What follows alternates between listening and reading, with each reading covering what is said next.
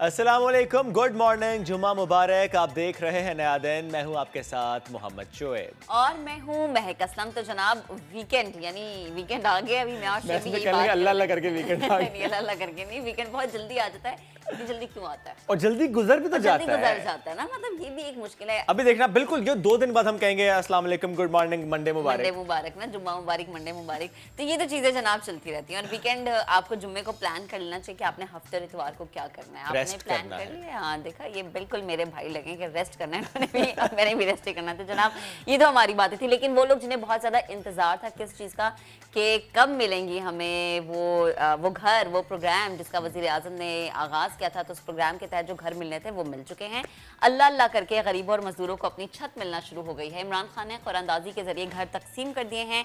घर अंदर से कैसा है और दीगर सूबों में नया पाकिस्तान के घर कब बनेंगे, और जो दीगर सूबों में शहरी बसते हैं वहाँ पर घर उनको कब दिए जाएंगे, ये भी हम बताएंगे। ठीक है, ये तो हम बात कर रहे हैं कि ज़ाहिर है अल्लाह अल्लाह करके अब वो घर मिलना शुरू हो चुके हैं, चूँकि 50 लाख घरों का वादा किया था इमरान खान साहब ने, और अब ये 1500 घर जिनकी गुज़श्ता रोज़ बैलेटिंग हुई है और अब वो घर मिलना शुरू हो गए हैं। लेकिन सवाल हम ये उठाएंगे, अचानक से ये 1500 घर सामने कैसे आए, और क्या ऐसे ही खुशखबरियाँ आती रहेंगी, ऐसे ही सरप्राइज़ हमारे सामने आते रहेंगे दीगर सूबों से, दीगर इलाकों से, क्योंकि हर पाकिस्तानी जिसकी अपनी छत नहीं है उसकी ख्वाहिश ज़रूर है कि अपनी छत हो।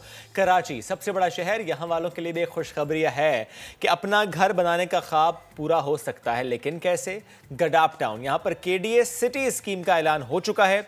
इस नई सस्ती रिहायशी स्कीम में जो प्लॉट है वो 4 से 5 लाख रुपए तक का मिलेगा। 1.5 लाख अफराद इस स्कीम से इस्तिफादा हासिल कर सकेंगे। तो जनाब ये कराची वालों के लिए एक प्लान जिसके मुतालिक हम आगे चलकर डिटेल से बात भी करेंगे। और इसके साथ साथ बढ़ते आगे, आपको याद है चंद रोज पहले जब अदालत ने, सखर बेंच ने यह फैसला दिया था कि जिस जगह पर कुत्ता काटेगा वहां के MPA की रुकनीत मुअत्तल होगी, वहां जो अवामी नुमाइंदे उनकी रुकनीत मुअत्तल होगी। उस वक्त खबर आई थी कुत्ते काटने से मुताल्लिक, हमने उस वक्त सवाल उठाया था कि क्या फरियाल तालपुर साहिबा की रुकनीत मुअत्तल होगी, तो ये हो गया है, ये हो चुका है। बड़ी सज़ा सुना दी गई है। Sindh high court Sukkur bench ने फरियाल तालपुर साहिबा की रुकनीत मुअत्तल कर दी है।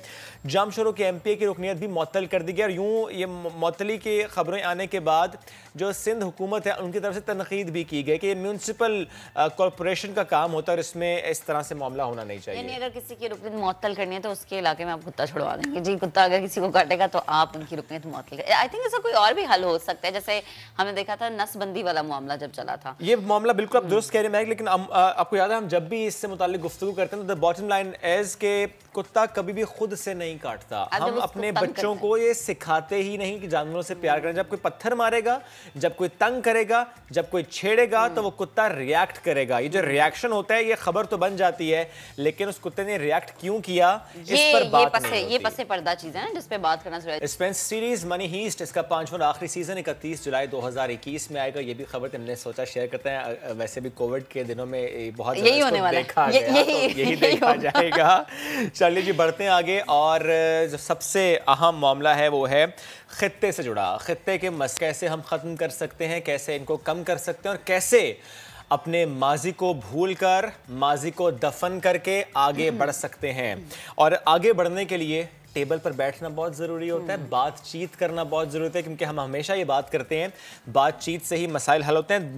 माजी में इवन वर्ल्ड वॉर्स हों, कोई बहुत बड़ा मसला हो, कोई ताल्लुकात में तातुल आया हो, जब भी मामलात हल हुए हैं हमेशा यही हुआ कि मेज़ पर हल हुए हैं। मेज़ पर बैठकर बात हुई है तो ही मामलात आगे चले हैं। वो चाहे वर्ल्ड वॉर्स हों, वो चाहे कोई 2 ममालिक के दरमियान जंग हो, वो कोई और मामलात हों, कोई कहना चाहिए ना कि जिसमें तातुल आ जाता है, तब भी हमने देखा ये है कि मेज़ का बड़ा अहम किरदार होता है। और जब बैठ जाते हैं मेज़ पर, वो 2 फरीक हों, वो मुख्तलिफ फ़रीक हों, तो फिर बात आगे बढ़ती है। जब हम बात कर रहे हैं मसाइल की और बात हम कर रहे हैं ख़ित्ते के मसाइल की, तो ज़ाहिर है पाकिस्तान और भारत इनके दरमियान हम देखते हैं कि 1947 के बाद से ही मसाइल हैं, और ज़ाहिर है उसमें कुछ कोर इशूज़ हैं और कुछ जो हैं वो दीगर मसाइल हैं। लेकिन जब हम बात करते हैं कोर इशू की, विच इज़ कश्मीर, तो कश्मीर का मसला जब तक हल नहीं होगा तब तक हम आगे बढ़ नहीं सकते। और जब बात आगे बढ़ने की है तो 2 रोज़ पहले इमरान खान साहब ने और फिर कल army chief general Qamar Javed Bajwa साहब ने सिक्योरिटी डायलॉग से खिताब में अमन का पैगाम दिया और कहा कि एक पसमानदा खित्ता होने के बावजूद अपने दिफा पर हम बहुत ज़्यादा रकम खर्च नहीं कर रहे, जिसके असरात फितरी तौर पर जो है इंसानी तरक्की पर पड़ते हैं। यानी जो खर्च होता है उसका जो असर पड़ता है वो तरक्की पर पड़ता है। वज़ीर-ए-आज़म इमरान खान साहब भी इससे मुताल्लिक कह चुके हैं कि अगर कश्मीर का मसला डायलॉग से हल हो जाए तो सारा खित्ता बदल जाएगा। बिल्कुल, और अगर खित्ता बदलेगा तो यकीनन तरक्की जो है वो हमारी भी है, तरक्की उनकी भी है। मगर ये भी बता दिए कि इस बार कदम भारत को बढ़ाना होगा, क्योंकि वज़ीर-ए-आज़म बहुत दफ़ा कह चुके हैं कि हम टेबल टॉक के लिए तैयार हैं, आप आए, बैठ के गुफ्तगू करते हैं। और गुफ्तगू से अगर मसले हल होते हैं, क्योंकि हमने देखा कि दुनिया में बहुत ज़्यादा बड़े बड़े मसले दो बड़ी रियासतों के दरमियान अगर होते थे तो वो हमेशा डायलॉग से ही हल होते थे। इसी पर बात करने के लिए हमें ज्वाइन किया है वज़ीर ख़ारिजा महमूद कुरैशी साहब हमारे साथ मौजूद है। शाह साहब, बेहद शुक्रिया आपके वक्त का। Good morning. कहिएगा, कल आर्मी चीफ ने भी ये वाजे कर दिया और 2 रोज पहले वजीर आजम इमरान खान साहब ने भी वाजे किया। कुछ खित्ते के मसाइल से मुतालिक अगर हम इस लिहाज से बात कर लें कि 2 बड़े यही कह रहे हैं कि ताल्लुकात की बहाली तभी बेहतर है जब बात की जाएगी, बैकडोर डिप्लोमेसी होती है। और आपको क्या लगता है कि बातचीत ही वाहिद हल है, यही एक वाहिद जरिया है, यही वो रास्ता है जिसके जरिए बड़े बड़े मसलों को हम हल कर सकते हैं? आप इसके हामी हैं? जमूत तारी था वो भारत के कुछ इक़दामात की वजह से था। 5 अगस्त को उन्होंने कुछ ऐसे इक़दामात उठाए जो नाकाबिले कबूल थे और उनको कश्मीरियों ने और भारत के एक बहुत बड़े तबके ने मुस्तरद किया। आप जानते हैं कि तहरीक इंसाफ की इमरान खान साहब की हुकूमत ने पहले दिन से कहा था कि हम अगर आप अमन की तरफ एक कदम उठाएंगे तो हम 2 उठाने के लिए तैयार हैं। बदकिस्मती से भारत का ये रवैया नहीं था। अगर भारत अपने रवैये पर नजरसानी करने के लिए तैयार है और वो ऐसा माहौल पैदा करता है जिस माहौल से एक पुरअमन तरीके से अपने मसाइल को हल करने के लिए गुफ्तगू हो सकती है, तो पाकिस्तान ने गुफ्तगू से, डायलॉग से कभी ना इनकार किया है, ना उनसे फरार हासिल किया है। नहीं शेख साहब, बैकडोर डिप्लोमेसी हामी हैं आप इसके? जो असल चीज है वो है आप सीधी गुफ्तगू करें। जब ताल्लुकात में बिल्कुल तातुल हो तो जमूत तोड़ने के लिए बैकडोर डिप्लोमेसी का दुनिया सहारा लेती रही है। लेकिन मामलात तय होते हैं जब आप आमने सामने मेज पर बैठते हैं और एक दूसरे की बात सुनते हैं और उनका रास्ता निकालते हैं। ठीक है। अच्छा शाह साहब, आप वाज़ेह कीजिएगा कि आपको क्या लगता है कि अब पाकिस्तान और भारत, जो कि खित्ते के लिए दोनों ही अहम मुल्क हैं, इन दोनों ममालिक को बैकडोर और ओपन डोर हर चैनल को इस्तेमाल करना चाहिए अपनी अपनी कौम की मफाद की खातिर? देखिए, ये इसका इन्हिसार भारत के रवैये पर है।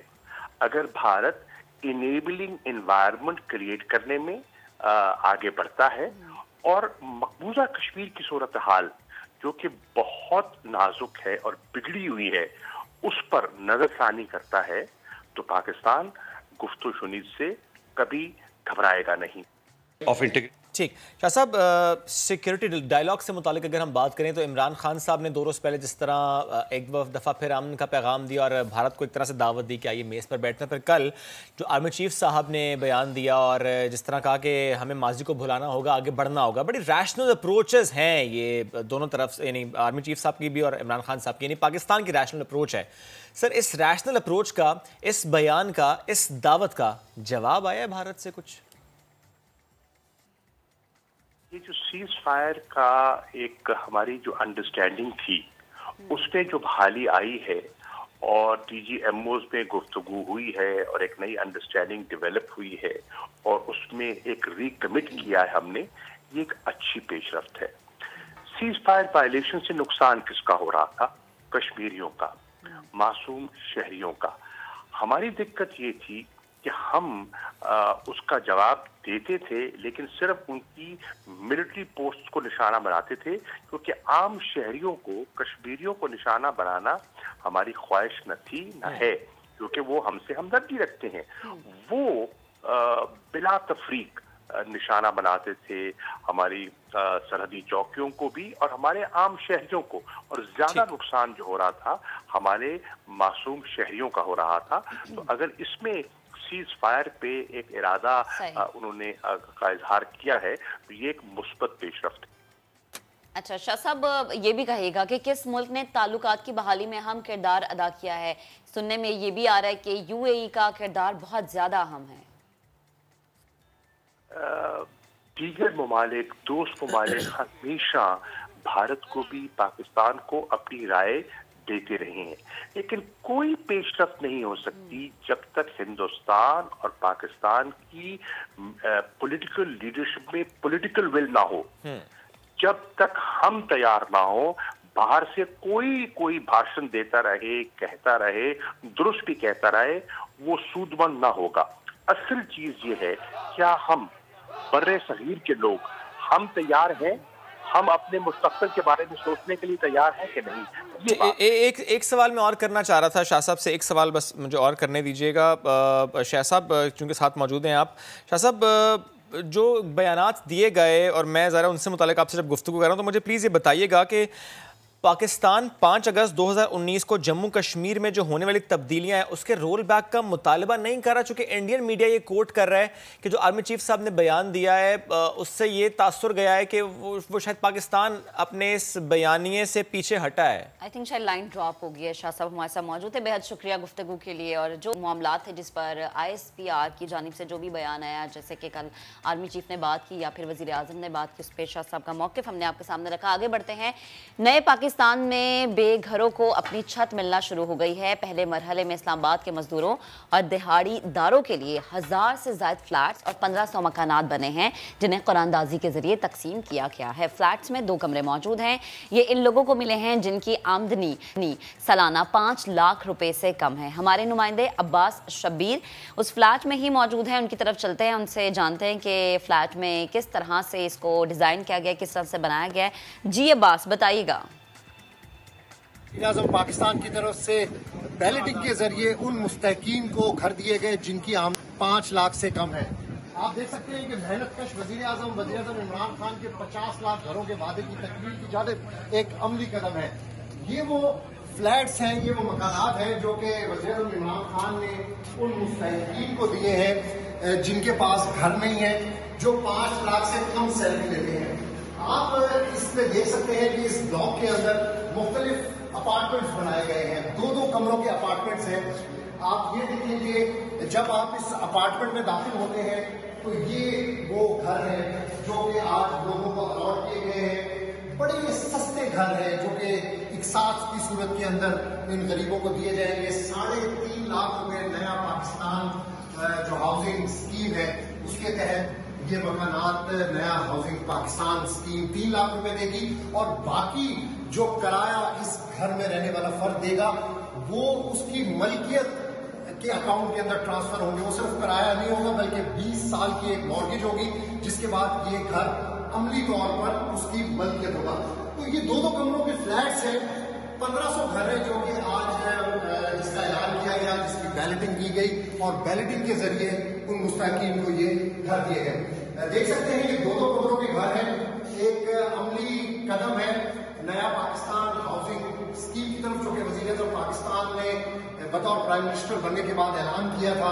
आज जब हमने उनसे ये सवाल भी किया कि सियासी हरीफ इसको सियासी नारा कह लेते हैं, तो वज़ीर आज़म पाकिस्तान ने ये वाज़ेह किया कि ये आप देख लें कि ये सियासी नारा नहीं बल्कि एक अमली कदम था।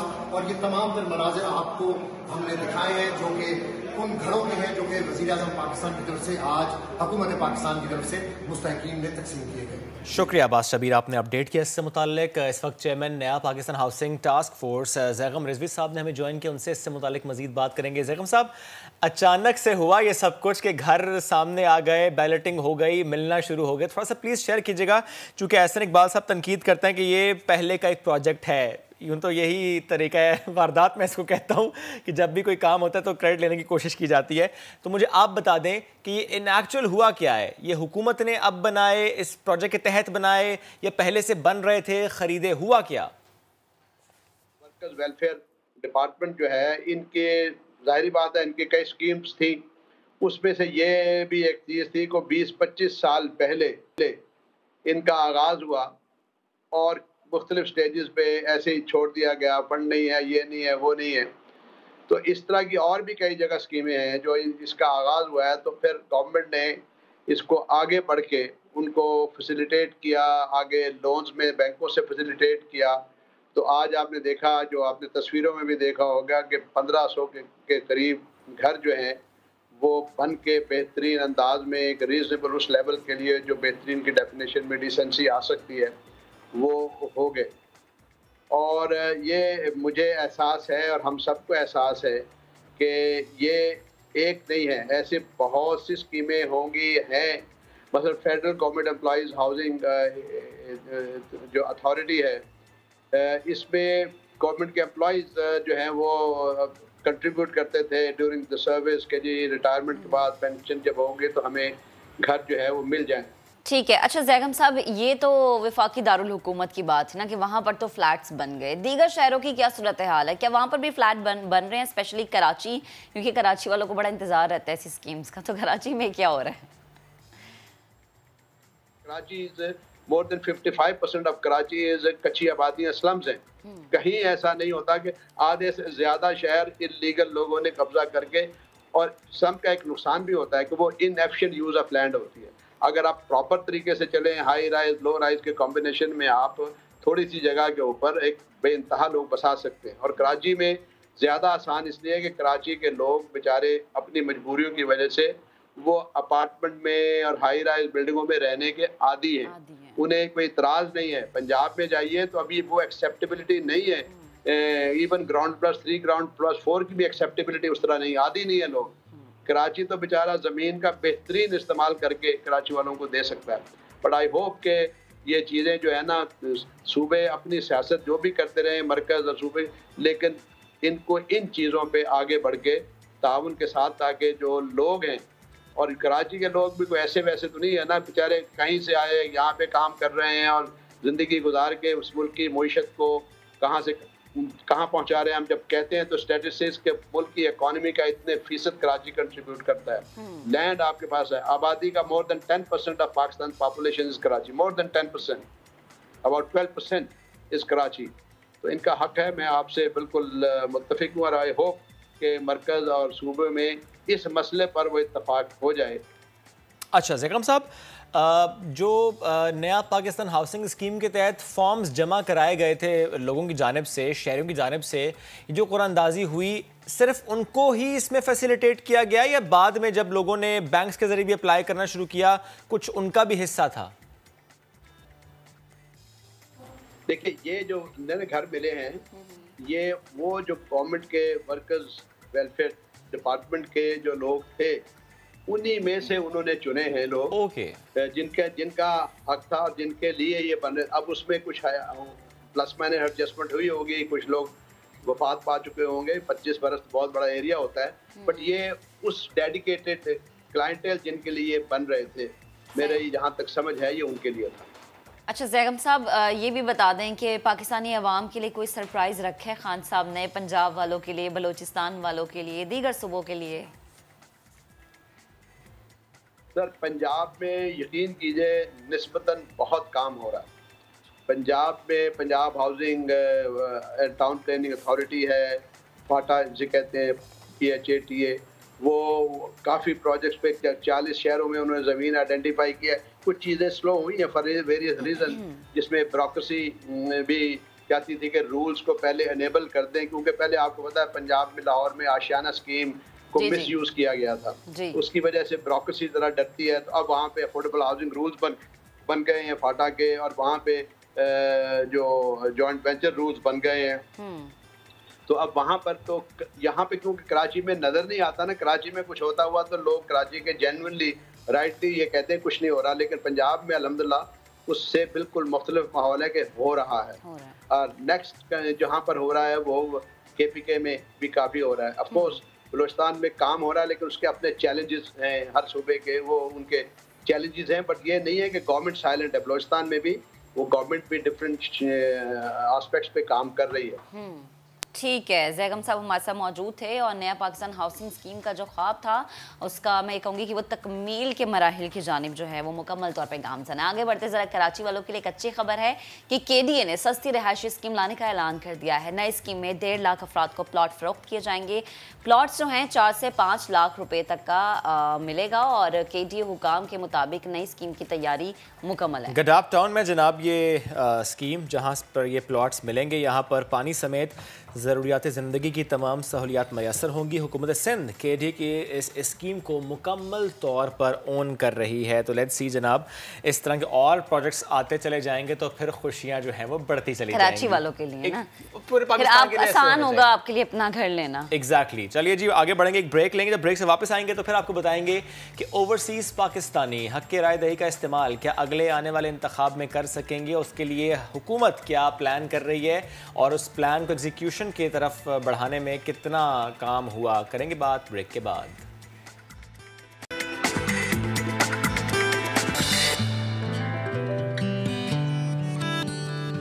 Welcome back. आपको बताएं कि बैरून मुल्क मुकीम पाकिस्तानियों को अब अपना हक़ राय दही इस्तेमाल करने में कोई मुश्किल नहीं होगी क्योंकि ई वोटिंग पर तेज़ी से काम हो रहा है। ऐसा कहना है कि वफाकी वज़ीर बराए इंफॉर्मेशन टेक्नोलॉजी अमीनुल हक साहब का।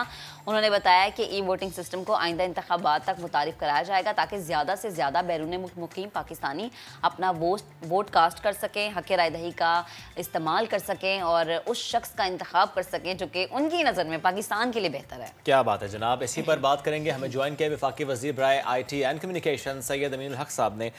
अमीन भाई, thank you very much for joining us today. थोड़ा सा प्लीज़ शेयर कीजिएगा कि where exactly are we standing, machine की तैयारी और ज़ाहिर है उसको चेक करना और फिर ओवरसीज़ पाकिस्तानीज़ का हक़ राय दही का को इसका ज़ाहिर हक़ मिल जाना, उसके लिए ज़ाहिर शायद कानून साजी भी तो रिक्वायर्ड होगी। तो where exactly are we standing?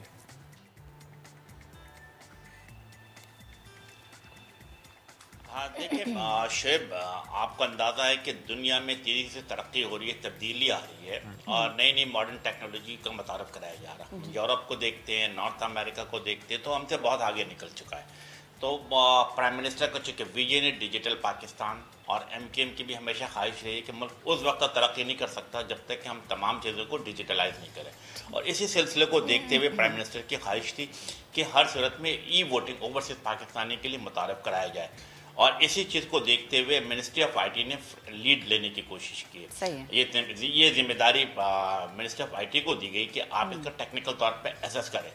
क्या हुआ, मैं आपको थोड़ी तफसील बता देता हूँ कि प्रेसिडेंट साहब की क़यादत में एक टास्क फोर्स बनाई गई जो कि इन मामलात को देख रही थी। इसके अंदर कौन कौन शामिल था? इसके अंदर हमने मिनिस्ट्री ऑफ पार्लियामेंट्री अफेयर शामिल थी, इलेक्शन कमीशन ऑफ पाकिस्तान था, नादरा था और मिनिस्ट्री ऑफ IT थी। अल्हम्दुलिल्लाह मैं समझता हूँ कि इसकी कई मीटिंगें हो चुकी है और मिनिस्ट्री ऑफ IT ने इसका EOI बनाया सबसे पहले, एक्सप्रेशन ऑफ इंटरेस्ट, क्योंकि पहले आपने कहा कि कानून साजी और चीज़ों को आगे लाने के लिए भी। तो EOI बनाने के बाद हमने तमाम लोगों जो कंसर्न इदारे थे, election commission of Pakistan, NADRA, parliamentary affair से शेयर किया। अल्हम्दुलिल्लाह इसकी अप्रूवल हुई है और अप्रूवल होने के बाद ये तमाम चीज़ें कंसल्टेंट हायर करने के लिए अखबारात में ऐड चलाई गया और गालिबन 7 या 8 फरवरी को इसकी चीज़ें कंप्लीट भी हो गई हैं। अब इसका जो फाइनल लोअर बिडर था उसको मेरा ख्याल हम फाइनलाइज करेंगे। लेकिन दो चीज़ें बड़ी इंपॉर्टेंट है कि ये जो ई वोटिंग का सिस्टम है, मिनिस्ट्री ऑफ IT तो इसको टेक्निकल सपोर्ट करी, लेकिन शोएब इसे फ्रंट से लीड करना है इलेक्शन कमीशन ऑफ पाकिस्तान से। और इसी सिलसिले में पिछले महीने इलेक्शन कमीशन ऑफ पाकिस्तान से हमने रिक्वेस्ट की थी कि आप इस पर एक मीटिंग रखें और इलेक्शन कमीशन ऑफ पाकिस्तान ने इस पर एक मीटिंग भी रखी। खुद इलेक्शन कमीशन ऑफ पाकिस्तान साहब ने खुद इसको चेयर किया और इसके साथ साथ तमाम मेम्बरान बोर्ड भी बैठे। हमारे साथ साथ मिनिस्ट्री ऑफ पार्लियामेंट्री अफेयर भी मौजूद थी और साथ साथ हमारे क्या लॉ एंड जस्टिस के भी मिनिस्टर साहब मौजूद थे। हमने उनसे अर्ज़ किया कि देखिए आज़ादाना, मुनसिफाना, शफाफ इंतखाबात कराने की जिम्मेदारी जो इलेक्शन कमीशन ऑफ पाकिस्तान की है और मिनिस्ट्री ऑफ IT की जो जिम्मेदारी है वो आपको टेक्निकल सपोर्ट करना, यानी कि हम आपको टेक्निकल सपोर्ट करेंगे लेकिन फ्रंट से लीड जो करेगी वो इलेक्शन कमीशन ऑफ पाकिस्तान करेगी। क्यों? क्योंकि इलेक्शन कमीशन ऑफ पाकिस्तान एक आज़ाद और खुद मुख्तार इदारा है। देखिए, मैं मिनिस्ट्री ऑफ IT इसको फ्रंट से लीड नहीं कर सकते। रीज़न कि मैं एक पोलिटिकल ऑफिस होल्ड करता हूँ। अगर मैं बड़ी ईमानदारी, दयानतदारी के साथ भी तमाम चीज़ें करूँगा तो मेरे पॉलिटिकल ओपोनेंट मुझ पर उंगली उठाएंगे। तो अल्हम्दुलिल्लाह अब इलेक्शन कमीशन ऑफ पाकिस्तान इसे ओन कर रही है और हम मिनिस्ट्री ऑफ IT से टेक्निकल सपोर्ट करेंगे। आपने दूसरी बात पूछी कि क्या मिशन के हवाले से क्या क्या तैयारी हो रही है। यस, मैं समझता हूँ हमारी ministry of science and technology ने भी इस पर काम किया है और इसी मंडे के दिन प्रेसिडेंट हाउस में दोबारा इस पर इजलास मुनक्कद किया जा रहा है और हम इसे देखेंगे कि कौन सी मिशन कैसे बेहतर होगी। तो इंशाअल्लाह ताला तमाम technical support ministry of IT की तरफ से मौजूद है, दी जा रही है और अब देखेंगे हमारी क्या ख्वाहिश। हमारी ख्वाहिश दो चीज़ें थी। हमारी पहले ये ख्वाहिश थी कि ये जो आज़ाद कश्मीर में जो 12 जुलाई का इलेक्शन होने जा रहा है इसके साथ भी कोशिश करें कि ई-वोटिंग वाला सिस्टम मुतारिफ कराया जाए कुछ जगहों पर। लेकिन शायद मुझे ऐसा नजर आ रहा है, मैं साफगोई से काम ले रहा हूँ शेब, कि ऐसा मुमकिन नजर नहीं आ रहा। लेकिन बहरहाल हमारी तैयारी मुकम्मल है। सर क्यों मुमकिन नजर नहीं आ रहा? आप देखेंगे ओवरसीज पाकिस्तानी को खुशखबरी होगी कि रीज़न मैं समझता हूँ कि दो चीज़ें, कानूनी चीज़ें आ रही हैं कि चूँकि हम तैयारी कर रहे हैं पाकिस्तान में और आपको पता है कि सर्टेन रूल्स एंड प्रोसीजर जो है election commission of Pakistan Azad Kashmir का बिल्कुल डिफरेंट है, तो we can not dictate them. एक रीज़न ये भी है, लेकिन हम उन्हें ऑन बोर्ड लेने की कोशिश कर रहे हैं कि आप भी हमारे साथ शामिल हो। हमारी जो तैयारी मुकम्मल हो चुकी है वो हम आपके साथ शेयर करें ताकि आपको तैयारी करने की जरूरत पेश ना आए। तो होपफुली अगर ये चीज़ें बन जाती है तो बहुत अच्छा हो जाएगा कि हम जुलाई में जो आज़ाद कश्मीर में इलेक्शन हो उसमें कुछ ना कुछ चीज़ें ऐसी आ जाओ, अगर कहीं खामियां नजर आए तो हम आने वाले इलेक्शन में उसको दूर कर सकें। सही है। अच्छा अमीन साहब, 5G टेक्नोलॉजी से मुतालिक भी हम जानना चाहेंगे कि हम पाकिस्तानी कब से 5G टेक्नोलॉजी इस्तेमाल कर सकेंगे और 4G कितनी एक्सपैंड हो रही है, इससे मुतालिक भी।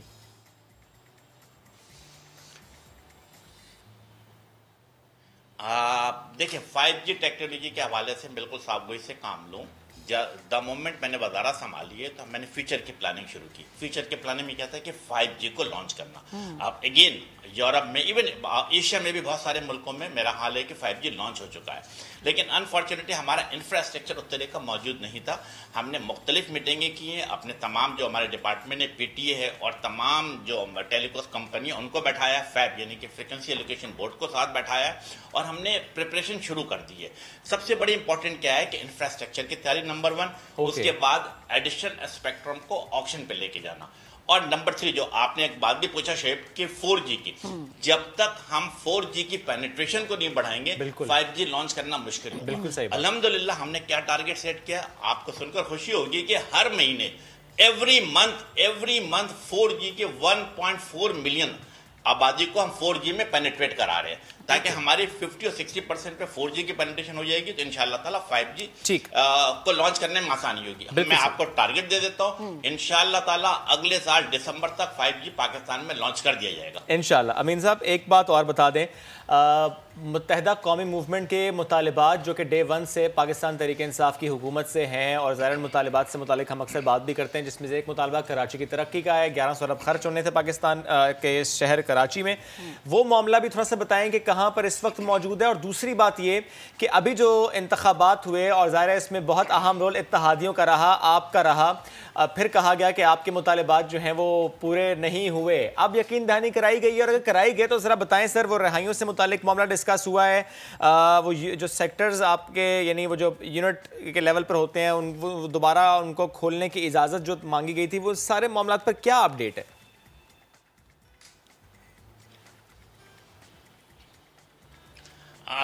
बिल्कुल, आपने बहुत एक सवाल में कई सवाल पूछे, मुझे बस 1 मिनट आप दे दें, मैं आपका सवाल का जवाब देता हूँ। नंबर 1, बिल्कुल आपने सही कहा कि इस इलेक्शन में MQM पाकिस्तान ने जो तहरीक इंसाफ के साथ वफाकी हुकूमत के साथ खड़ी रही है। आपने देखा कि कौमी असम्बली में वोट देने की बात हो, उसके बाद फिर सेनेट के चेयरमैन हो, डिप्टी चेयरमैन हो, MQM ने उनके साथ खड़ी रही, वोट दिया।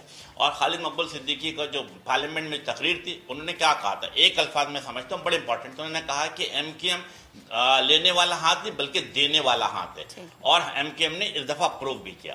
और अब आपके लिए में कि कल हमारी वज़ीर आज़म पाकिस्तान से एक तफसीली मुलाकात हुई है और उस मुलाकात में अच्छी बात क्या थी कि वज़ीर आज़म साहब ने मीटिंग चेयर की, उनके साथ उन्होंने तमाम वफाकी वज़रा शेख रशीद साहब को बैठाया, असद उमर साहब को बैठाया और शफ़क़त महमूद साहब बैठे, हफीज़ शेख साहब बैठे, MKM का फैसल सब्जवारी, कंवर नवेद मौजूद थे और फारूक नसीम साहब भी मौजूद थे। हमने उनके सामने अपनी तमाम तफसीलात बयान की। हमने कहा हम देने वाले हाथ के हिसाब से हमने आपको वोट दिया, आपके साथ खड़े रहे क्राइसिस में, और हमने कोई डिमांड उस वक्त नहीं की। अब आपकी जिम्मेदारी बनती है, वफाकी हुकूमत की जिम्मेदारी बनती है कि शहरी सिंध के साथ इंसाफ किया जाए। उसमें क्या था, नंबर 1 कि डेवलपमेंट पैकेज की रफ्तार को तेज किया जाए। यस, उन्होंने फौरी तौर पे ऑर्डर इशू किया। हमने दूसरे मुतालबात क्या रखे, हमने मुतालबात रखे कि हैदराबाद यूनिवर्सिटी के जो स्लो पेस पे मामला चल रहे हैं उसको तेज किया जाए और या फिर उसका कोई ना कोई मुतबादिल रखा जाए। अगेन आई एम ग्लैड कि प्राइम मिनिस्टर साहब ने फौरी तौर पे ऑर्डर इशू किया। जो तीसरे और इम्पोर्टेंट मामला थे, जो MKM के सेक्टर ऑफिसर्स के मामला थे और लापता साथियों के मामला थे, मैंने जैसे अर्ज किया कि शेख रशीद साहब वहाँ मौजूद थे और साथ साथ इंटीरियर सेक्रेटरी साहब भी मौजूद थे। वजीर आजम साहब ने वाज़ा और दो टोक अल्फाज में ये बात कहा कि MKM इत्यादी होने के नाते मेरिट के ऊपर तमाम मामला को देखा जाए और इस मसले का हल निकाला जाए। तो हमें इस बात की पूरी उम्मीद है कि ठीक है, यानी जो भी आपने मामलात उठाए हैं उनसे मुताल्लिक कुछ मामलात पे इमरान खान साहब ने फ़ौरन अमल कराने की हिदायत, कुछ मामलात पर कहा कि मेरिट पर उनको देखा जाएगा। Thank you very much. Aminul Haq साहब वफाकी वज़ीर साथ मौजूद थे और सही ने आज हमें ज्वाइन के स्टूडियोज़ में, हम उनसे इससे मुताल्लिक गुफ्तगू करेंगे। सारे भाई गुड मॉर्निंग, कैसे हैं आप? क्या मैं गलत कहूँगा अगर कहूँगा कि पढ़े लिखे जाहिल हैं इस सोसाइटी में, जिनकी वजह से कुछ मामलात ऐसे हैं कि वो काबू में नहीं आ रहे? चलो, किसी को मालूम ना हो, जो कानून को ना जानता हो, जो पढ़ा लिखा ना हो, वो कहे कि अच्छा मुझे तो कानून का पता नहीं, कोई गांव देहात का हो। अब ये शहर ऐसा, यहाँ पढ़े लिखे लोग, शहर है ये, कोई ऐसा रिमोट एरिया भी नहीं है, सब कुछ मालूम है। ये भी जानते हैं कि सोशल मीडिया का दौर है, ये भी जानते हैं कि फुटेज सामने आएगी तो कितनी बदनामी हो जाएगी, लेकिन वो बदनामी का डर भी नहीं है, ये भी खौफ नहीं है कि यहाँ पकड़ ना आई तो अल्लाह तो पकड़ेगा। ये खौफ डर सब ख़त्म हो गया। बात ये शेब भाई, जब जेब में पैसे हों और शाम को दावतों में बड़े बड़े लोगों से मुलाकातें हों तो खौफ ख़त्म हो जाता है कि अगर हम कुछ करते भी हैं तो मामलात बड़े आसानी से हल हो जाएंगे। और मैं हमेशा कहता हूँ, आज भी कह रहा हूँ, ये भी देखिएगा कुछ दिन के बाद अल्लाह की रज़ा के लिए माफ़ कर दिए जाएंगे ये मामलात। कुछ दिन के अंदर ये चीज़ें सामने आ जाएंगी, इसलिए कि दोनों के दोस्त मुश्तरका होंगे, प्रेशर किया जाएगा या जिस तरीके से भी किया जाएगा, बहरहाल मामलात को तय कर लिया जाएगा। इसमें लोगों को स्ट्रॉन्ग होने की ज़रूरत है। अगर लोग इंसाफ चाहते हैं अपने लिए भी दूसरों के लिए भी, कि ऐसे केसेस के अंदर किस बात का कंप्रोमाइज़, कंप्रोमाइज़ हादसाती तौर पे होता है। अगर एक आदमी प्रॉपर एक जो है ना क्रिमिनल एक्टिविटी कर रहा है, चाकू मार रहा है, इस तरीके से ज़ख्मी कर रहा है, रॉन्ग वे जो आ रहा था उसकी गलती थी, इसमें कोई दूसरी बात और राय नहीं है। लेकिन रॉन्ग वे पे आने का मकसद ये नहीं कि आप उधर के जो है ना SHO लग गए, या आप जो चाहे वो कर लें, या आपको तमाम अख्तियारात दे दिए गए। ऐसा अख्तियार किसी को भी नहीं है। इतना अख्तियार था कि जो उनका सिस्टम है फैल्कन वालों का, उनको आप कंप्लेन करते और उस कंप्लेन के ऊपर कार्रवाई की जाती। उस गार्ड का हाल देखें कि वो बेचारा गरीब कितना डरा हुआ है कि वो सर कह रहा है और सर सुनने को तैयार ही नहीं थे, कोई भी सर उसमें से सुनने को तैयार नहीं थे। तो ये सर फिरे थे शायद। बात यह है कि ये किसकी बात करें, किसी कच्ची आबादी का वाक़या नहीं है। ये पाकिस्तान और कराची की एक बहुत महंगी तरीन आबादी में रहने वाले लोग हैं, पढ़े लिखे, पैसे वाले, इज्जतदार, ये वो लोग हैं जो ये अमल कर रहे हैं। ठीक है। सारिम भाई आप साथ मौजूद है। अभी एक खबर हम अपने नाज़रीन को देते हैं। इस्लामाबाद में पाक फ़ज़ाइया में कमान की तब्दीली की तकरीब हो रही है। बराह रास्त आपको लिए चलते हैं, आपको दिखाते हैं मनासिर। एयर मार्शल ज़हीर अहमद बाबर ने इस ओहदे का मनसब संभाल लिया। पाक फ़ज़ाइया में कमान की तब्दीली की तकरीब, जिसके बराह रास्त मनासिर इस्लामाबाद से आपको हम दिखा रहे हैं। एयर मार्शल ज़हीर अहमद बाबर नए सरबराह की हैसियत से जिम्मेदारियाँ संभालेंगे।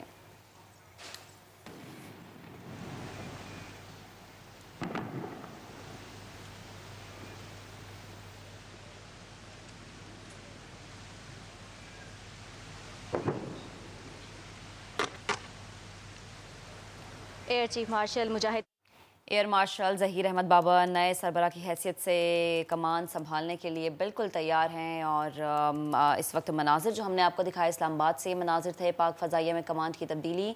और पाक फ़ज़ाइया की कमान की तब्दीली के दौरान जिस तरह से कमान दी गई और कमान संभाली गई, ये भी एक बेहतरीन मनाजिर हैं। और जो साबिक अब हो चुके हैं एयर मार्शल, उन्हें गार्ड ऑफ ऑनर पेश किया जा रहा है। पाक फ़ज़ाइया में कमान की तब्दीली की तकरीब, जिसके मनाजिर इस वक्त आप देख सकते हैं। اسلام آباد کے جہاں غور افغان پیش کیا جا رہا ہے. اور آپ بتا چلیں کہ پاک فضائیہ کے سربراہ ایئر چیف مارشل مجاہد انور خان آج اپنے عہدے سے سبکدوش ہو جائیں گے. اسلام آباد کے یہ مناظر ہیں پاک فضائیہ میں کمانڈ کی تبدیلی کی پروقار تقریب، جس کے مناظر اس وقت ہم سماع کی اسکرین پر آپ کو دکھا رہے ہیں. ایئر مارشل ظہیر احمد بابر سدھو نئے سربراہ کی حیثیت سے آج اپنی ذمہ داریاں سنبھالیں گے اور انہی کے اعزاز میں اس تقریب کا انعقاد کیا گیا ہے. اور اس وقت جو دستے وہاں پر موجود ہیں ان کا معائنہ کیا جا رہا ہے. اور جب پرچم کے پاس سے گزرتے ہیں، پرچم پارٹی کے پاس سے گزرتے ہیں تو سیلوٹ کرتے ہیں اس پرچم کو، اور اس کے مناظر اس وقت ہم آپ کو دکھا رہے ہیں. ایک پروٹوکول ہے جو کہ ہر بار اسی طریقے سے دہرایا جاتا ہے. اس وقت جو پاک ایئر فورس ان کے جو دستے یہاں پر تعینات ہیں انہوں نے گارڈ آف آنر پیش کیا ہے اور اس کے مناظر ہم آپ کو اس وقت دکھا رہے ہیں. بالکل مجاہد انور خان آج سبکدوش ہو جائیں گے اپنے اس عہدے سے، اور بڑی بہترین طریقے سے انہوں نے پاکستان ایئر فورس کو چلایا، اپنی مجاہدانہ صلاحیتوں سے، اپنے حوصلے سے، اور جس فہم و فراست سے وہ پاکستان ایئر فورس کو لے کے چلے وہ ہمارے سامنے ہے.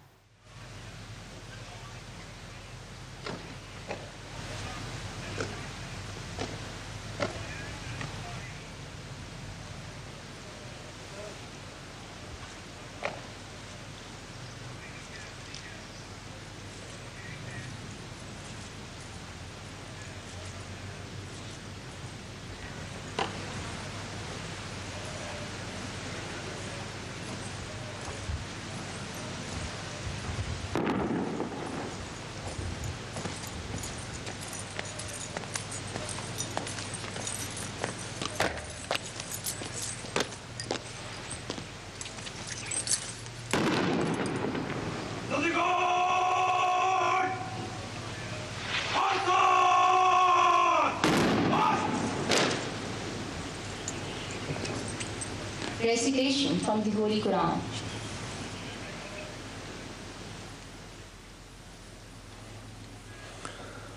أعوذ بالله من الشيطان الرجيم.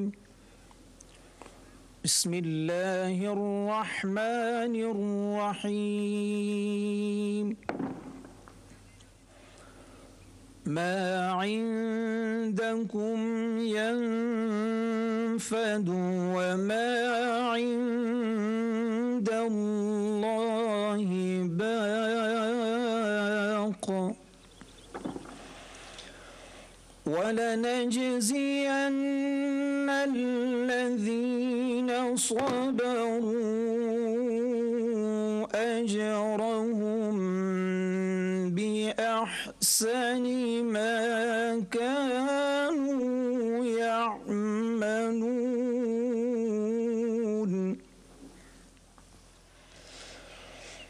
من عمل صالحا من ذكر أو أنثى وهو مؤمن فلنحيينه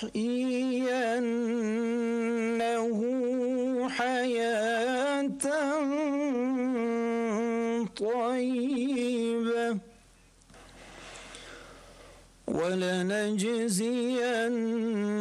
ولنجزينهم أجرهم بأحسن ما كانوا يعملون. صدق الله العظيم. شروع اللہ کے نام سے جو بڑا مہربان نہایت رحم کرنے والا ہے. ارشاد باری تعالیٰ ہے، جو کچھ تمہارے پاس ہے وہ ختم ہونے والا ہے، اور جو کچھ اللہ کے پاس ہے وہ کبھی ختم نہ ہوگا. اور جن لوگوں نے صبر کیا ہم ان کو ان کے اعمال کا بہت اچھا بدلہ دیں گے. جو کوئی بھی نیک عمل کرے خواہ وہ مرد ہو یا عورت، بشرطے کہ وہ مومن ہو، ہم اسے دنیا میں پاکیزہ زندگی بسر کرائیں گے اور آخرت میں بھی ان کے اجر ان کے بہترین اعمال کے مطابق بخشیں گے. وما علینا الا البلاغ.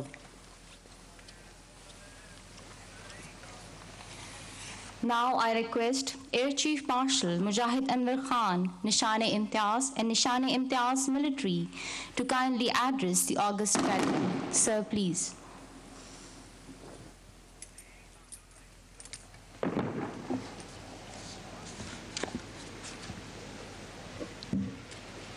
Bismillah ar-Rahman ar-Rahim.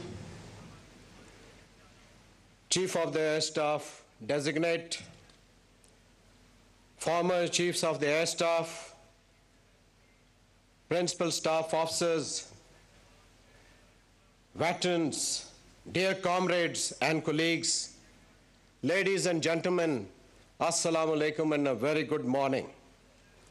Today, as I relinquish command on completion of my tenure as Chief of the Air Staff, I bow my head in great humility before Allah Almighty for His boundless blessings and guidance throughout my career. No doubt,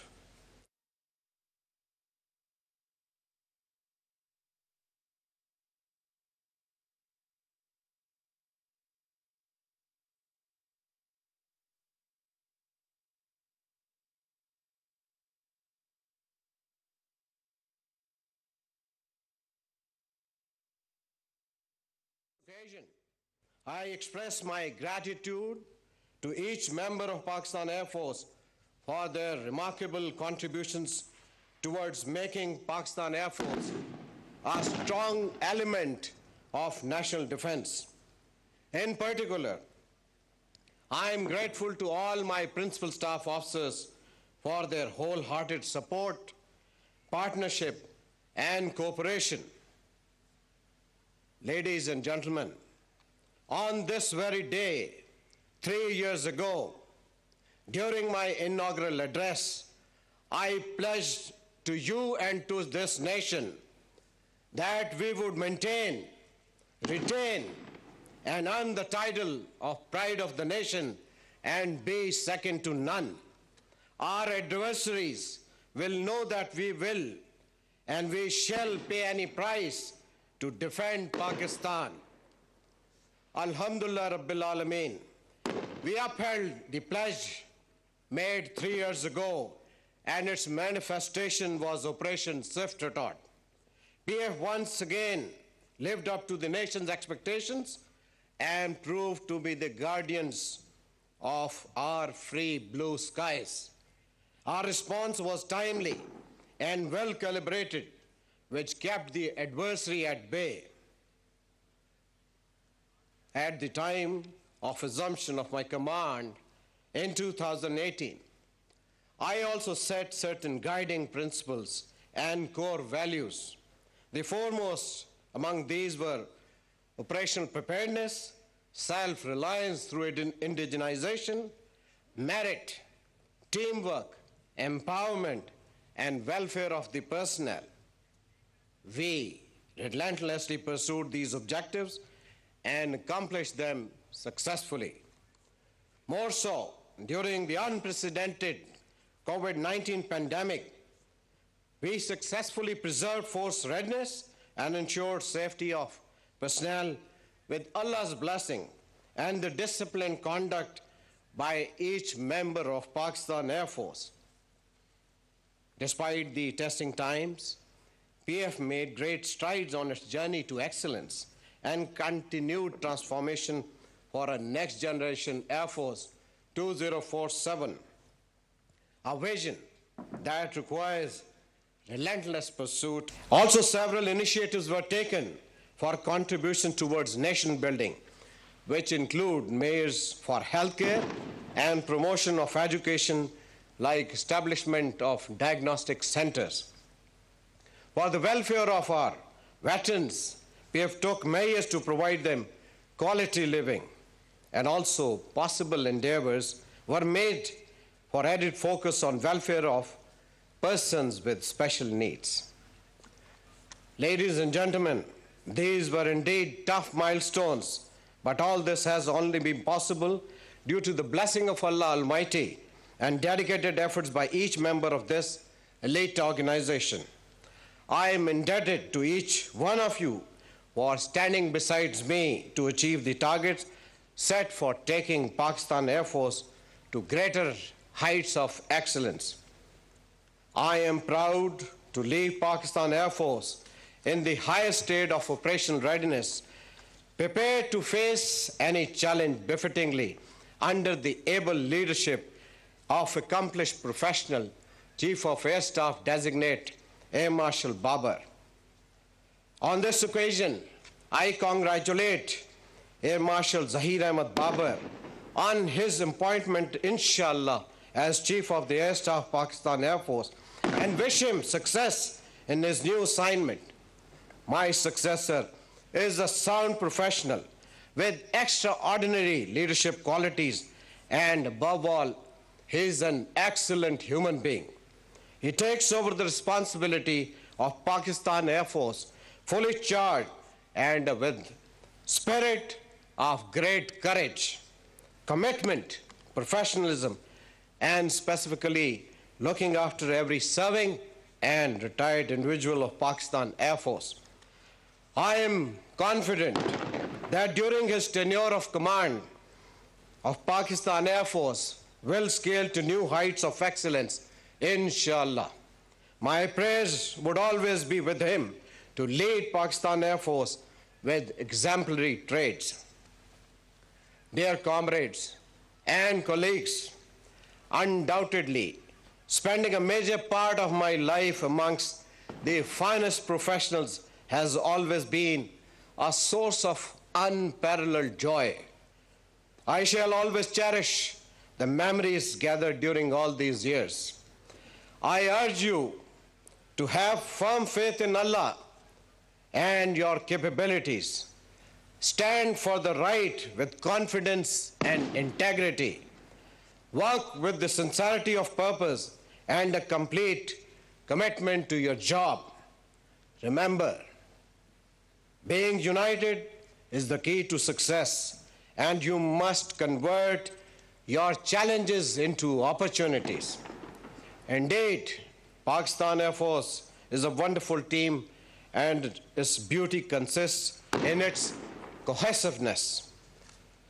Dear comrades and colleagues, I acknowledge your wholehearted support by each one of you in making Pakistan Air Force a strong element of national defense and a symbol of pride for the nation. I wish you Godspeed and pray that may Allah Almighty keep you in His gracious care and guide you in all your endeavors to defend this motherland in keeping with the glorious traditions of Pakistan Air Force. Pakistan Air Force Zindabad, Pakistan Armed Forces Zindabad, Pakistan Paindabad.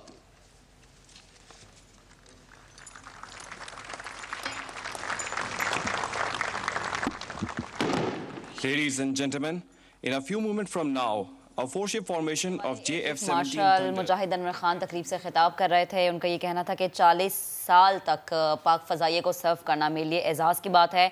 पाक फ़ज़ाइया दुनिया की बेहतरीन फ़ज़ाइया है और कौम के ताउन से ही मुल्क के दिफा को नाकाबिल तस्ख़ीर बनाया गया। और आज कमान की तब्दीली की तकरीब जो कि इस्लामाबाद में मुनक़िद की गई, नए एयर मार्शल ज़हीर अहमद बाबर अपनी ज़िम्मेदारियाँ संभालेंगे। अगर ज़हीर अहमद बाबर के करियर पर बात की जाए तो 16 अप्रैल 1965 को जन्म लेने वाले एयर मार्शल ज़हीर अहमद बाबर ने पाकिस्तान एयरफोर्स की GTP ब्रांच में अप्रैल 1986 में कमीशन हासिल किया और अपने शानदार करियर के दौरान उन्होंने एक फाइटर स्क्वाड्रन, एक ऑपरेशनल एयर बेस और रीजनल एयर कमांड की क़यादत की। और इसके साथ ही साथ assistant chief of the air staff operation research and development और assistant chief of the air staff training officer और वजारत दिफा में एडिशनल सेक्रेटरी के तौर पर भी खिदमात सर अंजाम दे चुके हैं। इसके साथ ही साथ उन्होंने बहुत सारे ऐसे मौक़ों पर पाकिस्तान एयरफोर्स की क़यादत की जहाँ पर पाकिस्तान एयरफोर्स को بہترین طریقے سے اپنی خدمات سر انجام دینے کا موقع ملا. اور اگر سبکدوش ہونے والے ایئر چیف مارشل مجاہد انور خان کی بات کی جائے تو اپنی فہم و فراست سے انہوں نے پاکستان ایئر فورس کو ان جہتوں تک پہنچایا جس کا ماضی میں اگر ہم تذکرہ کریں تو ناممکن ہوگا. 27 فروری 2019 کا وہ واقعہ ہمیں یاد ہے جب پاکستان ایئر فورس نے بھارت کو اس لیول پر لا کے شکست دی کہ شکست کا سامنا کرنے کے بعد بھارت یہ بات ماننے پر مجبور ہو گیا کہ پاکستان ایئر فورس بہترین اسکواڈرن لیڈرز اور ونگ کمانڈرز رکھتی ہے. سبکدوش ہونے والے ایئر چیف مارشل مجاہد انور خان، ان کی یہ فیئرویل اسپیچ تھی جو چند لمحات پہلے ہم نے آپ کو دکھائی، اور اس اسپیچ کے بعد فضاؤں میں JF-17 تھنڈر کی فارمیشن بھی دیکھی گئی. اور اس وقت یہ تقریب جاری ہے، اور جب اس تقریب کی ہم بات کریں یہ کمان کی تبدیلی کی پروقار تقریب ہے. ایئر مارشل ظہیر احمد بابر آج کمان سنبھالیں گے اور ان کے اعزاز میں یہ تقریب منعقد کی گئی ہے، اور انہی کے لیے بیسٹ وشز دی گئی ہیں سبکدوش ہونے والے ایئر چیف مارشل مجاہد انور خان صاحب کی جانب سے. اور جو کلین اینڈ گرین مہم میں پاکستان ایئر فورس کا کردار رہا اس سے متعلق بھی گفتگو کی گئی، اور نیک خواہشات کا اظہار کیا گیا کہ نئی کمان سنبھالنے والے کس طریقے سے اب ایئر فورس کو مزید بلندیوں پر لے کر جائیں گے اور اپنی صلاحیتوں کو کیسے مزید بہتر بنائیں گے. اس وقت یہ تقریب جاری ہے.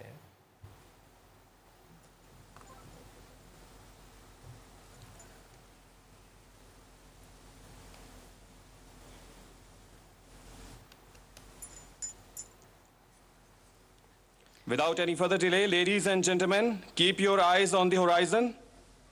I present to you JF-17, the pride of the nation.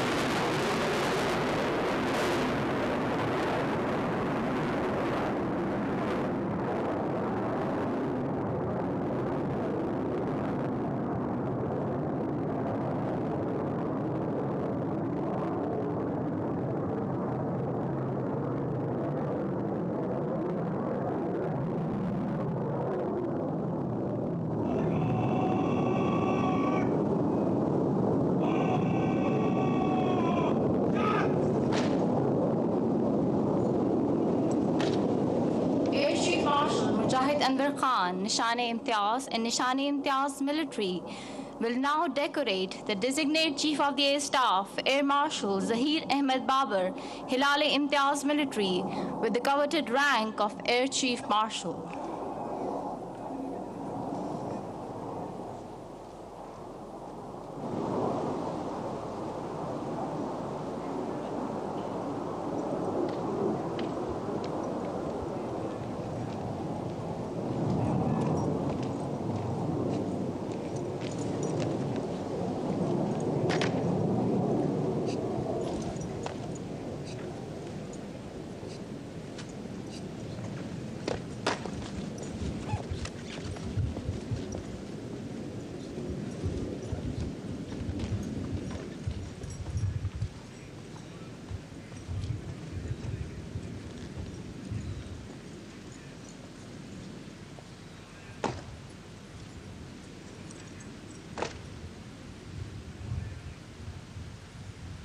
Award of rank badges. Sir, please.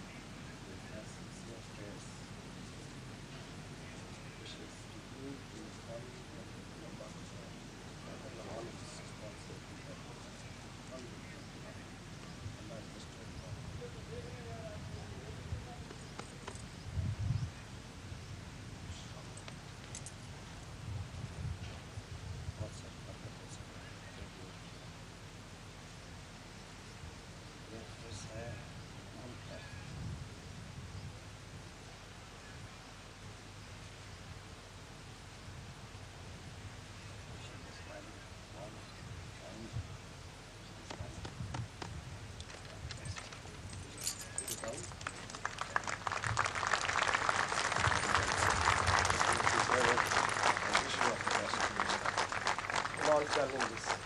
Inshallah, you will accomplish, man. May Allah bless you.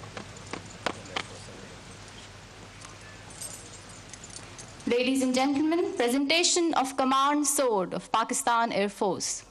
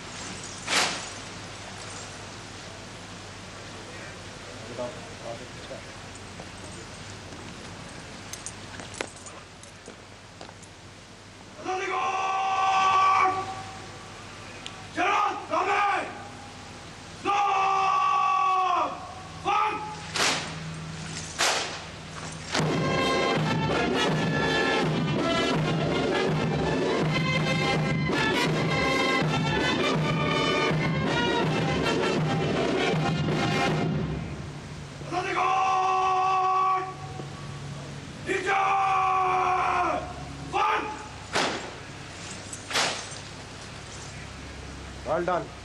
Keep it up, Shabash.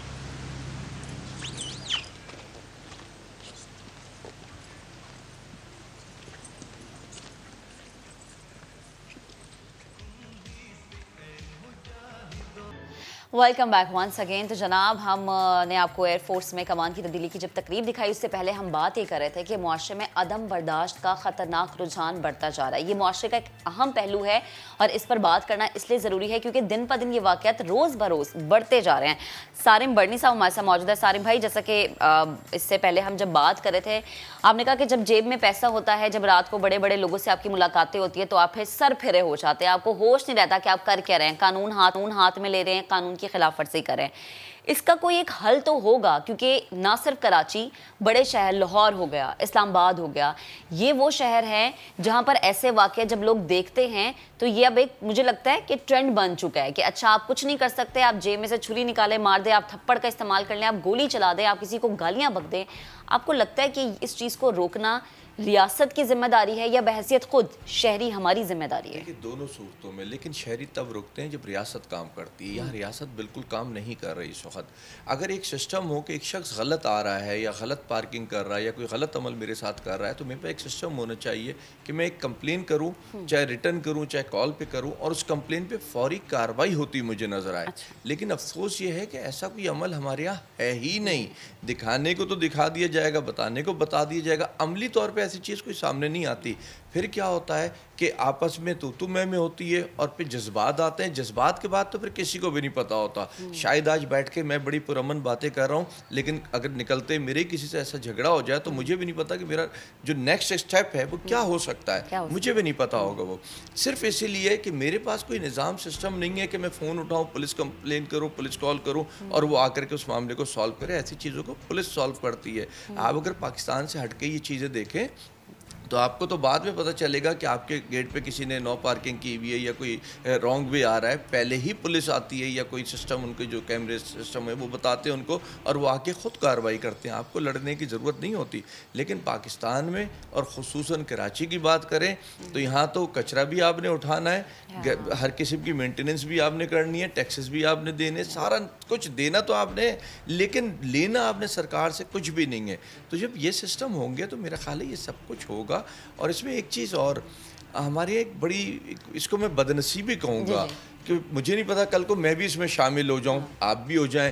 جس کو نام دیا ہے, جس کو عہدہ دیا ہے, جس کو کوئی عزت کا مقام دیا اللہ نے, اگر اس کا بچہ, اس کا بھائی, اس کا پڑوسی, اس کا کوئی چاچا ماما کوئی برا کرتا ہے تو اس برے کرنے والے کا جرم چھوڑ کے اس عہدے والے کو زیادہ کھینچا جاتا ہے. میں سمجھتا ہوں یہ عمل ہمارے یہاں نہیں ہونے چاہیے.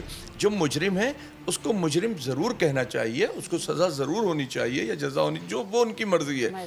لیکن کسی کا باپ اگر کسی مقام پہ ہے, کسی عزت کے مقام پہ, کسی کا بھائی عزت کے مقام پہ, ان کو آپ کھینچیں, یہ عمل بھی نہیں ہونا چاہیے. جو دو لوگ لڑیں ان دو میں سزا جزا ہونی چاہیے.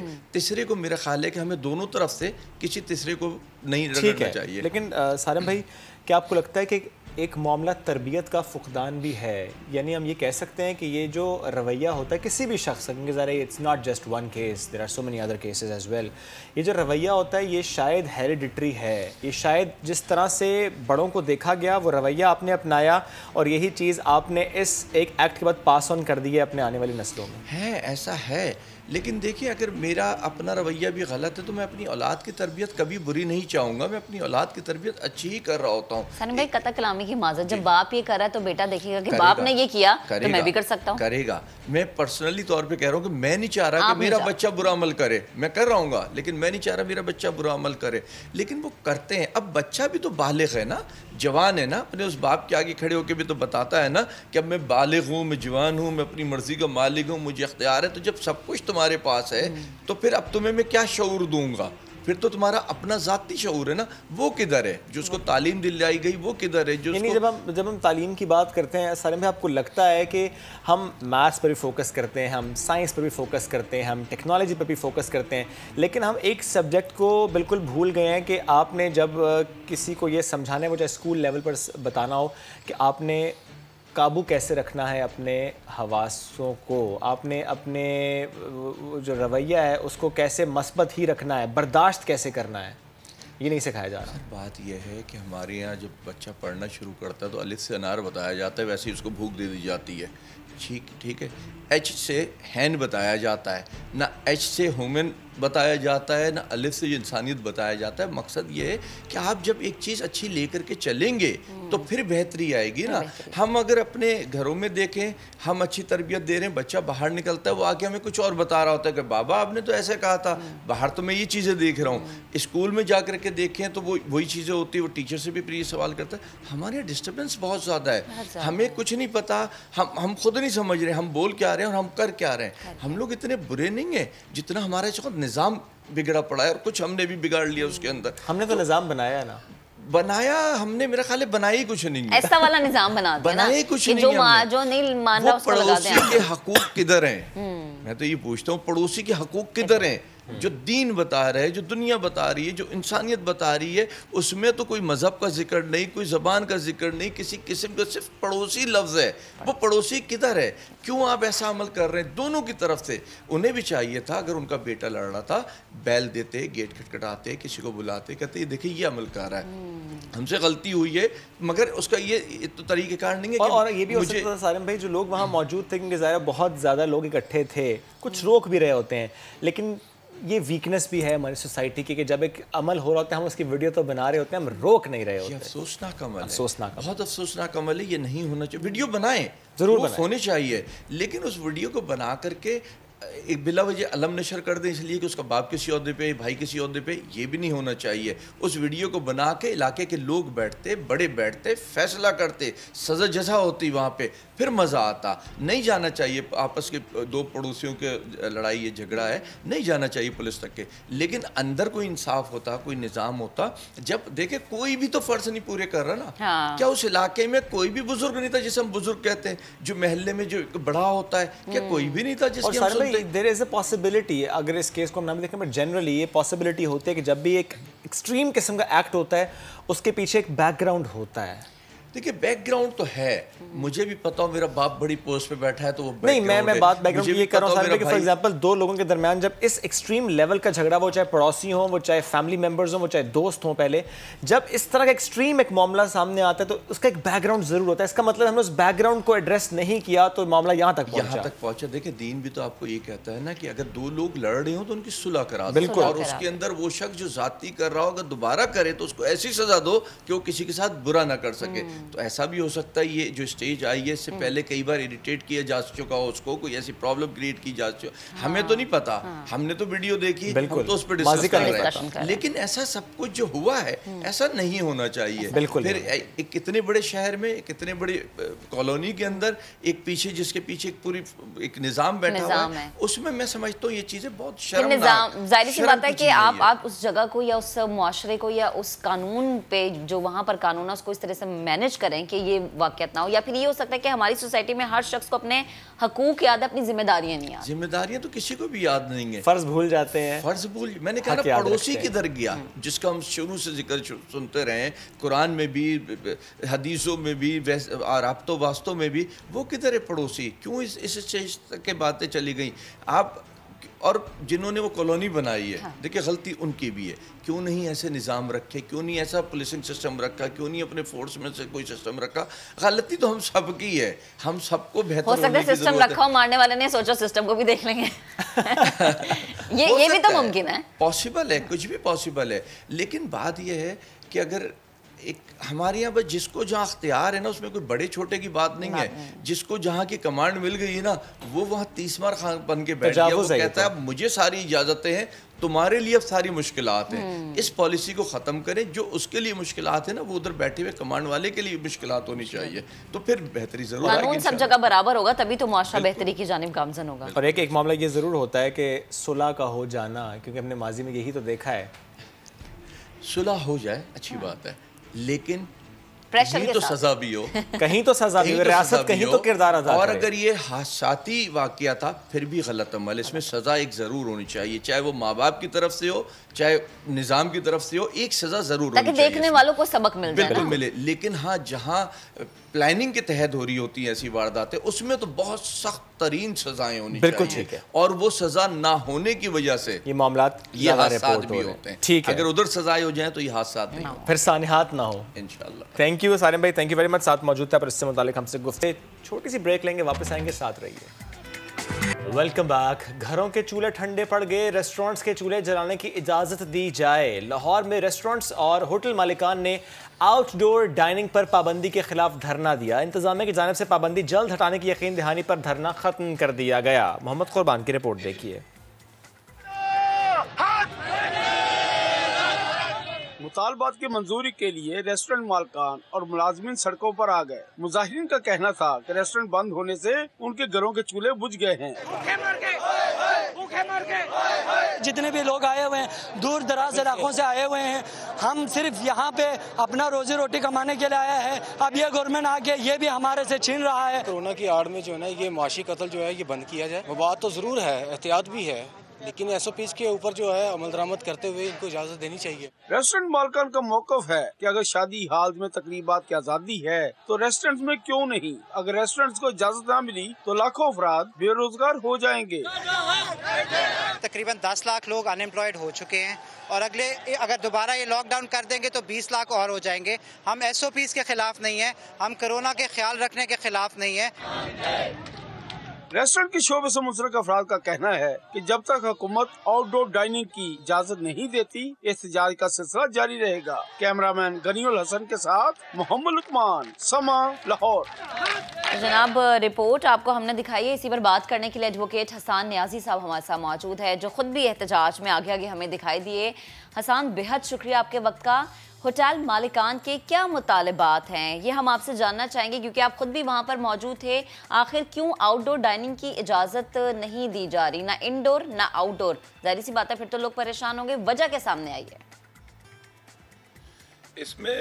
इसमें दो तीन चीज़ें हैं जिनको मद्देनज़र रखना है कि जो सेक्रेटरी हेल्थ हैं वो कैप्टन उस्मान, ये वही सेक्रेटरी हैं जो पंजाब फूड अथॉरिटी में, जब हमने देखा था एक टाइम आया था कि बड़ी ज़बरदस्त कैंपेन चला रहे थे, रेस्टोरेंट जाके बंद करते थे, सील करते थे कि जी हाइजीन नहीं है और फलाना नहीं है, और वीडियो वायरल कर देना, पोस्टें वायरल कर देना, और सोशल मीडिया पे आवाम समझती थी कि शायद जो वो कह रहे हैं, जो कर रहे हैं, वो सब सच और हक पे मबनी है। लेकिन वक्त ने साबित किया, कोर्ट ने उन पे बैन लगाया, इनका ट्रांसफ़र भी हुआ। तो कैप्टन उस्मान ने ये फैसला किया कि हमारे शादी हॉल खुले रखो, 50 की आउटडोर भी करके चलाते रहो, और रेस्टोरेंट बंद कर दो। इसमें देखिए, हम नहीं समझते कि आउटडोर अगर आपने बंद करना है करो, इसमें कोई हकीकत है, कोरोना एक हकीकत है और बंद होने भी चाहिए। मालकान ये सिर्फ कह रहे हैं और जो वेटर्स ये कह रहे हैं, आप बंद करते हो तो हमारा एहसास कर लो, जो लेबर है रेस्टोरेंट में काम करती उनका एहसास कर लो। देखिए, अगर मालिक उसकी तनख्वाह रोक देगा तो लेबर कहाँ जाएगी? सर, टेक अवे पर भी पाबंदी है क्या? 40% बंद हुए लास्ट लॉकडाउन में पिछले साल, तो लिहाजा वो जो बंद हुए वो लोग किधर गए? एम्पोरियम मॉल है, पैकेजेस मॉल है लाहौर में, ये 1 साल से बंद है इनके फूड कोर्ट। 1 साल से जब फूड कोर्ट इनका बंद है तो आप ये सोचे कि रेस्टोरेंट बंद हो गया, वो वेटर कहाँ गया? हसन, कता कलामी की माजरत, मॉल्स जो हैं, जिन मॉल्स का आप जिक्र कर रहे हैं, वहाँ पे गुज़श्ता 1 साल से फूड कोर्ट नहीं बंद।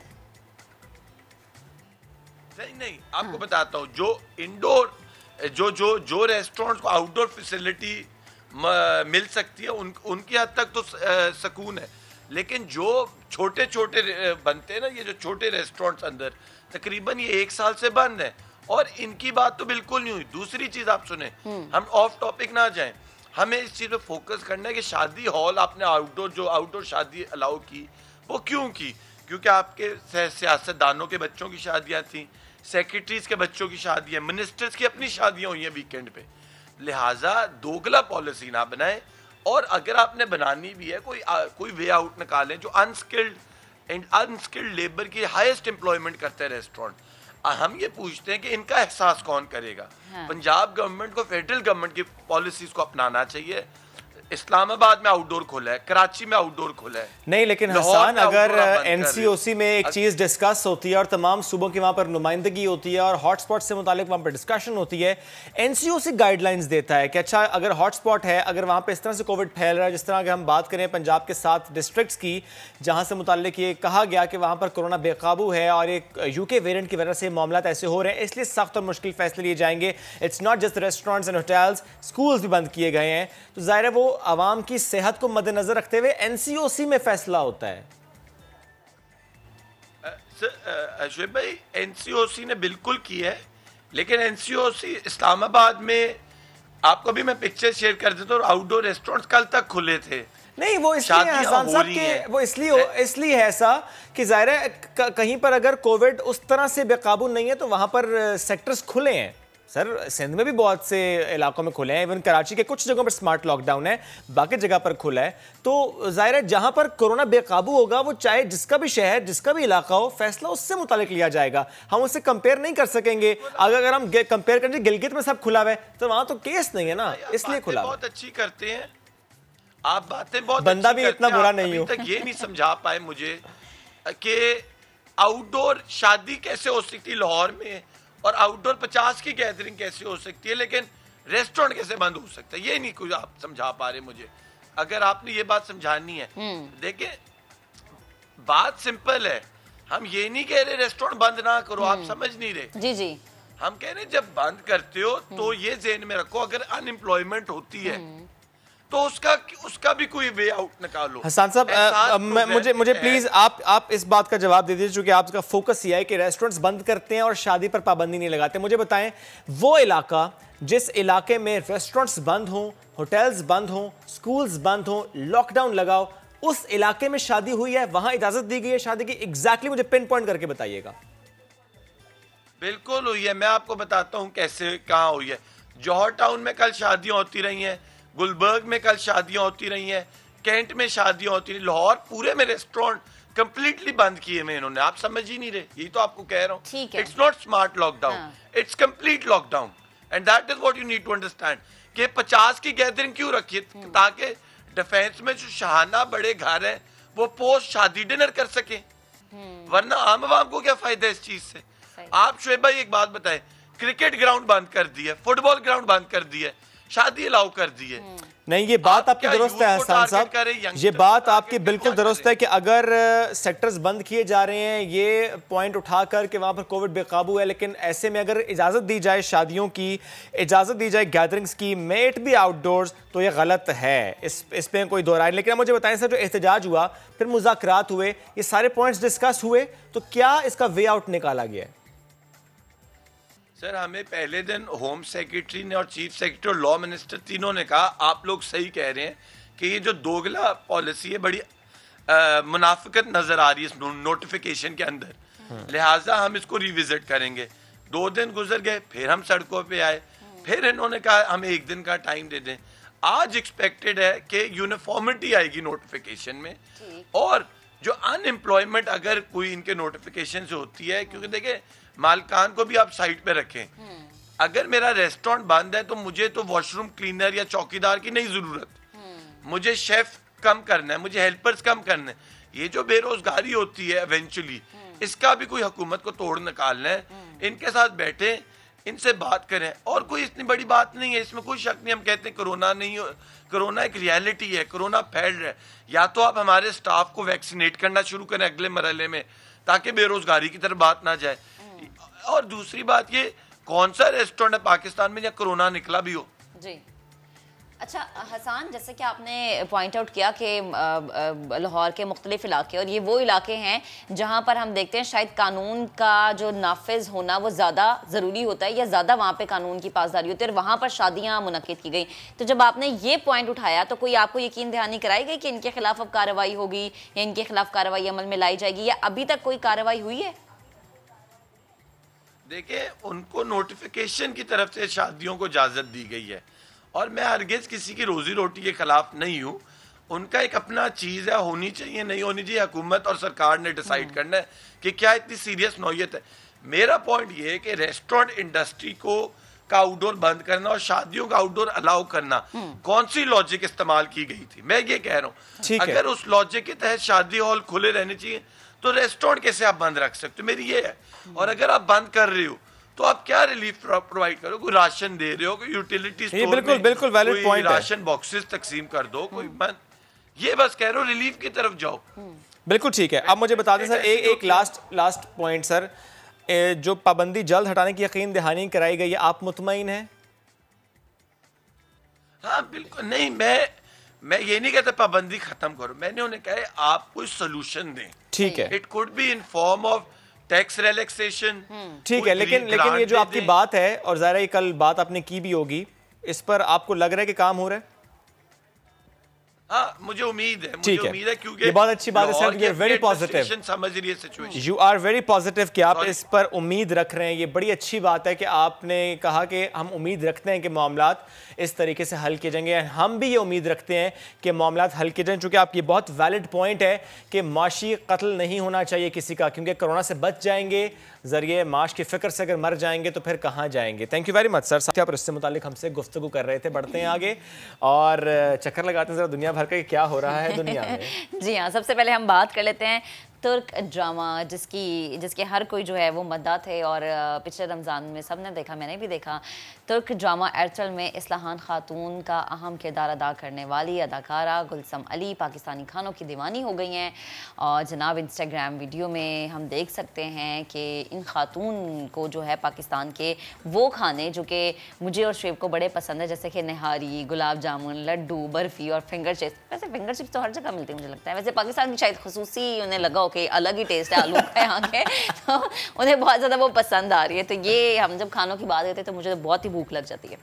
چلیں ٹھیک ہے، تو شو کے بعد مہک ہمیں کھلا رہی ہیں کھانا، کھلا رہی ہیں آج ہمیں نہاری۔ روزانہ میں کھلاؤں گی۔ کیا ہوا، اس سے کیا فرق، دعائیں نہیں لینی آپ نے؟ چلیں ٹھیک ہے، دعاؤں کے لیے کھانا کھلا دیتے ہیں۔ چلیں آگے بڑھتے ہیں جناب، ثانیہ مرزا کی بات کرتے ہیں۔ اکثر ہم دیکھتے ہیں سوشل میڈیا پر، اسپیشلی انسٹاگرام، وہ اپنے بیٹے اذہان کے ہمراہ اپنی بڑی پیاری سی تصویریں جو شیئر کرتی ہیں اور پھر دنیا بھر میں موجود ان کے مداح خوب پسند بھی کرتے ہیں۔ اب انہوں نے ایک فیملی فوٹو شیئر کی ہے، اور اس فیملی فوٹو جس کی ہم بات کریں، اس وقت اسکرین پہ ہم دکھا بھی رہے ہیں آپ کو کہ شعیب ملک ساتھ اور بیٹا اذہان بھی ساتھ موجود ہے۔ تصویر وائرل ہوئی ہوئی ہے، ظاہر ہے بڑا اچھا لگتا ہے سیلیبریٹیز کو جب وہ شیئر کرتے ہیں اپنے خوبصورت سے مومنٹس کو۔ صحیح ہے، چلیں آگے بڑھتے ہیں جناب۔ بھارتی ریاست کی ہم بات کرتے ہیں جو کہ ہے تلنگانہ ہی ہے، تلنگانہ۔ اچھا جی، بچہ اس کے کھلونے سے ہوا یہ کہ 14 سانپ نکل آئے، مطلب ایک بھی نہیں 14 چھوٹے چھوٹے تھے، نہیں چھوٹے نہیں بڑے تھے، ہم دیکھ رہے ہیں کتنا بڑا کھلونا تھا جس سے۔ اچھا دیکھیں آگے، جب گھر والوں نے دیکھا تو وہ خوفزدہ ہو گئے، اور اس ریاست میں ایک شخص نے اپنے بچے کو ایک کھلونا لے کر دیا، اور وہ بیڈ روم میں بچہ اس کھلونے سے کھیل رہا تھا۔ صفائی جب کی گئی تو اس کھلونے کو ہٹایا گیا تو وہاں سے ایک سانپ نکلا، جس کے بعد لگا تھا 14 سانپ نکلے۔ مطلب اس کھلونے میں کیا سانپ تھا؟ میرا خیال یہ والے سانپ نہیں ہے، ہم جنرلی آپ کو سانپ دکھانے کا سانپ کیسا ہوتا ہے دیکھیں ویسے لکھا ہے کہ چھوٹے سانپ نکلے ہوں گے، اتنے بڑے نہیں، مطلب ایک کھلونے میں بھی اتنا بڑا سانپ نہیں آ سکتا نا، اس کے لیے 14 تو بالکل نہیں آ سکتے، 14 تو بالکل نہیں آ سکتے۔ لیکن خیر جو بھی ہے، بچے کو جب بھی آپ کوئی کھلونا لے کر دیں یا کوئی بھی ایک چیز لے کے دیں تو آپ کرنا ہی چاہیے کہ آپ کو چیک کر لینا چاہیے، خدا نہ خاصا کھلونے میں سانپ نہیں کچھ اور نکلا ہے، اگر پیسوں کے علاوہ کوئی اور کیڑا نکل ہے نا، کچھ بھی نکل سکتا ہے۔ چلیں ٹھیک ہے جی، آگے چلتے ہیں، اسپیس میں آپ کو لے کر چلتے ہیں۔ اسپیس سے ہمارے پاس خبر ہے کہ وہاں پر بنایا جا رہا ہے ایک ہوٹل، 2025 میں مکمل ہو جائے گا، اور پہلا اسپیس ہوٹل جس میں ریسٹورنٹ بھی ہوگا، سنیما بھی ہوگا، اور یہاں پر خصوصی قیام گاہیں بھی بنائی جائیں گی۔ اس ہوٹل میں 400 افراد کی گنجائش ہوگی، اور خلائی تعمیرات کے حوالے سے مشہور کمپنی آربٹل اسمبلی کارپوریشن کی جانب سے تعمیر کیا جا رہا ہے، جسے 2027 میں آپریشنل کیا جائے گا، 2025 میں تو تیار ہو جائے گا، پھر اور ذرا اسٹاف کی ہائرنگ اینڈ ایوری تھنگ، تو وہ 2027 میں آپریشنل ہو جائے گا، اور میں ایک فوراً سے ٹکٹ کٹائیں گے، وہاں پر جائیں گے اگر چھٹی مل گئی تو، اگر 2027 تک میں رہی، میں اسپیس سے نیا دن، ہاں میں یہیں سے کراچی سے اور آپ اسپیس سے، چلیں یہ بھی ہم کہتے ہیں 2027 میں شاید آپ کو نیا دن اسپیس پہ ہم وہ اپنا سیٹ تو نہیں لگائیں گے، میں اکیلی کھڑی رہوں گی، اڑے ہی ہوں گے، اور آپ دیکھ سکتے ہیں میں کے قدم کہیں نہیں ٹکیں گے، میں اڑ کے خبریں دے رہی ہوں گی، میں کے بال بھی اڑ رہے ہوں گے، ویسے میرے ابھی بھی قدم زمین پہ رہتا ہے۔ کیا بات ہے جناب، کیا چلیں جی آگے بڑھتے ہیں۔ امریکی آرٹسٹ نے کمپیوٹر پر بنائے گئے فن پارے کو 6 کروڑ 90 لاکھ ڈالر میں نیلام کر دیا ہے، جو کہ تقریباً 10 بلین 70 کروڑ روپے بنتے ہیں۔ انتظامیہ کا کہنا ہے کہ 3 زندہ فنکاروں میں سے ایک ہے جن کے فن پارے ان کی زندگی میں اتنی زیادہ قیمت میں نیلام ہوئے، یعنی باقی جو 2 تھے ان کے انتقال کے بعد جو ہے ان کے فن پارے نیلام ہوئے ہوں گے، اور یہ ایک جنہوں نے اپنی زندگی میں خوشی دیکھ لی ہے کہ زندگی میں اتنے امیر بن گئے ہوں۔ کیا بات ہے، چلو واپس آؤ، فوراً واپس آ جاؤ، اپنے ملک کی کچھ خبریں شیئر کرتے ہیں۔